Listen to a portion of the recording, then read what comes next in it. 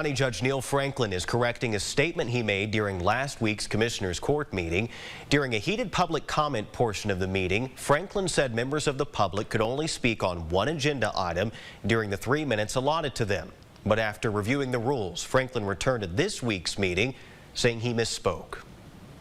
I wanted to correct a statement that I made last week. Regarding the decorum, I actually went back and looked, and I had misstated that you could only speak on one item. You can actually speak on multiple items, but you just have 3 minutes to do. If you're doing one item, two items, three items, you still just have 3 minutes each. Now, during last week's meeting, a member of the Texas Jail Project wanted to speak on 2 agenda items, but was only allowed to speak on 1.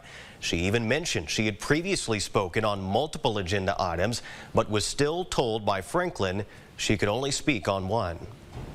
I do know that when we make public comment in the past, Judge Moran has let me speak on 2 different agenda items. So I just want that to reflect on the records. Okay, and in the future, it'll be 1 agenda item.